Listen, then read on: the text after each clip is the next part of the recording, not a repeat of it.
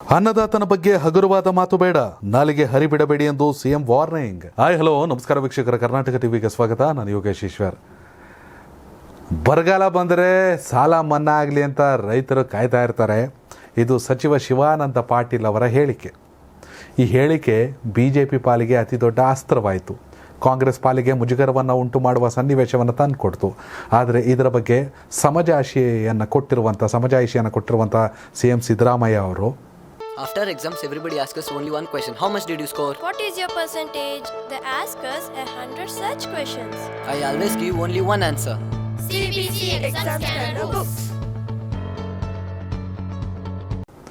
ತಮ್ಮ ಜೊತೆಯಲ್ಲಿ ಇದ್ದಂಥ ಕೆಲ ಸ್ನೇಹಿತರು ಅಥವಾ ರೈತಾಪಿ ಸ್ನೇಹಿತರನ್ನು ಗೇಲಿ ಮಾಡುವ ಅನ್ನೋದಕ್ಕಿಂತ ಅವರನ್ನು ಖುಷಿಪಡಿಸುವ ಅಥವಾ ತಮಾಷೆ ಮಾಡುವ ಸಂದರ್ಭದಲ್ಲಿ ಶಿವಾನಂದ ಪಾಟೀಲ್ ಅವರ ಬಾಯಿಂದ ಬಂದಿರುವಂಥ ಹೇಳಿಕೆ ಉದ್ದೇಶಪೂರ್ವಕವಾಗಿ ಅಲ್ಲ.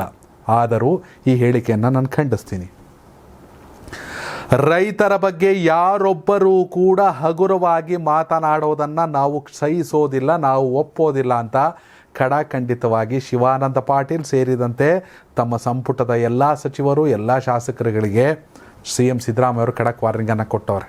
ಪಾಪ ಅವರೇ ಗೊತ್ತಾಗಲ್ಲ, ಒಂದೊಂದ್ಸಲ ಏನೇನೋ ಮಾತಾಡ್ಬಿಡ್ತಾರೆ, ಹಿಜಾಬ್ ವಿಚಾರದಲ್ಲಿ ಮಾತಾಡ್ತಾರೆ, ಯೂಟರ್ನ್ ಆಗ್ಬಿಡುತ್ತೆ. ಅದು ಯಾವಾಗ ಎಲ್ಲಿ ಏನು ಮಾತಾಡ್ತೀವಿ ಅನ್ನೋ ಅರಿವಿರಬೇಕು. ಮನಸ್ಸಲ್ಲಿರೋ ಮಾತೇ ಒಂದು, ಬಾಯಲ್ಲಿ ಬರೋ ಮಾತೇ ಒಂದು ಆದಾಗ ಮಾಧ್ಯಮಗಳು ಅದನ್ನು ಬ್ಯಾಕ್ ಟು ಬ್ಯಾಕ್ ಹೊಡೆಯೋಕ್ಕೆ ಶುರು ಮಾಡ್ತಾರೆ. ಹಿಂಗಲ್ಲ ನಾನು ಹೇಳಿದ್ದು, ನನ್ನ ಹೇಳಿಕೆಯನ್ನು ತಿರ್ಚಲಾಗಿದೆ ಅಂತ ಹೇಳುವ ಬದಲು, ಅಥವಾ ನಾನು ಹೇಳಿದ ಉದ್ದೇಶ ಅದಲ್ಲ, ನಿಮ್ಮೆಲ್ಲರಿಗೂ ನೋವಾಗಿದೆಯಾ, ನಾನು ಸಾರಿ ಕೇಳ್ತೀನಿ ಅಂತ ಹೇಳೋದ್ರ ಬದಲು ಹೇಳೋದನ್ನ ಕ್ಲಿಯರಾಗಿ ಹೇಳಿಬಿಟ್ರು ಒಳ್ಳೆಯದು. ಅದ್ರ ಬದಲು ಹೇಳದೇ ಇದ್ಬಿಟ್ರು ಒಳ್ಳೆಯದು. ಪ್ರತಿಕ್ರಿಯೆ ಕೊಡೋದ ಸಿದ್ದರಾಮಯ್ಯ, ಪ್ರತಿಕ್ರಿಯೆ ಕೊಡೋದ ಸಚಿವರು ಅಂತ ಹಾಕತ್ತಾರಷ್ಟೇ, ಅದ್ರ ಮೇಲೇನೂ ಹಾಕೋಕ್ಕಾಗಲ್ವಲ್ಲ.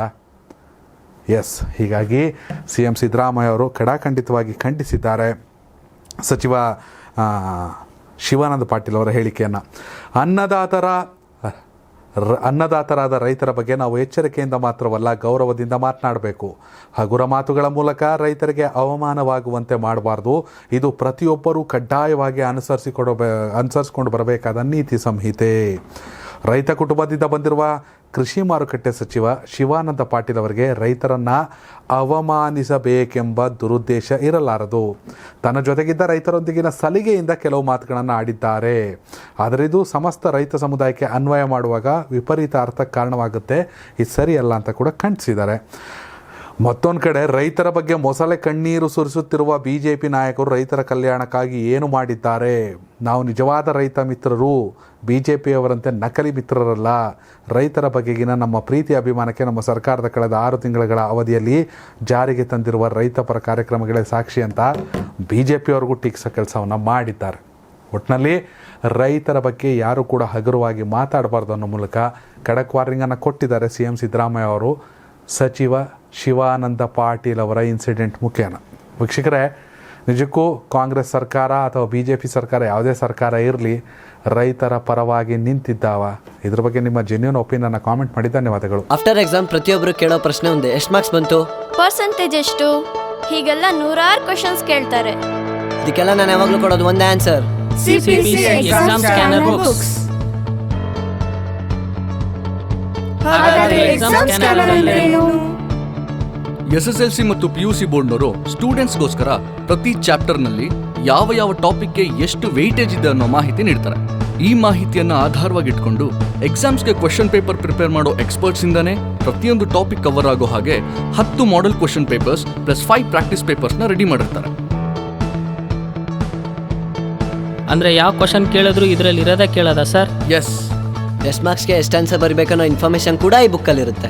ಒಟ್ಟಾರೆ ಈ ಬುಕ್ಸ್ ನ 100 ಅಂಕಗಳು ಪಡೆಯೋ ಕಂಪ್ಲೀಟ್ ಸಕ್ಸಸ್ ಟೂಲ್ ಅಂತಾನೆ ಕರಿಬಹುದು.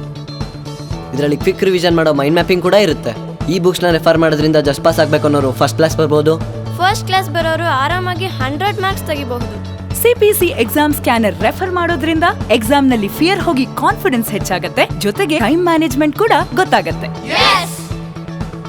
ಪ್ರತಿಯೊಬ್ಬ ಸಕ್ಸಸ್ಫುಲ್ ವಿದ್ಯಾರ್ಥಿಯ ಹಿಂದೆ CPC ಅವರ ಎಕ್ಸಾಮ್ ಸ್ಕ್ಯಾನರ್ ಬುಕ್ಸ್ ಇರುತ್ತೆ ಅನ್ನೋದನ್ನ ಮರಿಬೇಡಿ. ಈ ಭೂಮಿ ಮೇಲೆ ತಾನಷ್ಟೇ ಉದ್ಧಾರ ಆದ್ರೆ ಸಾಕು, ಬೇರೆಯವ್ರನ್ನ ಬೆಳೆಸೋ ಉಸಾಬರಿ ನಮ್ಗ್ಯಾಕೆ ಅನ್ನೋರ್ ಸಂಖ್ಯೆನೇ ಜಾಸ್ತಿ. ಆದ್ರೆ ಕೆಲವರು ಮಾತ್ರ ತಾನು ಬೆಳೆಯೋದ್ರ ಜೊತೆಗೆ ತನ್ನವರನ್ನು ಕೂಡ ಬೆಳೆಸ್ತಾರೆ. ತಮಗಿಂತ ಎತ್ತರಕ್ಕೆ ಬೆಳೆಯೋಕೆ ಬೆಳಕಾಗ್ತಾರೆ.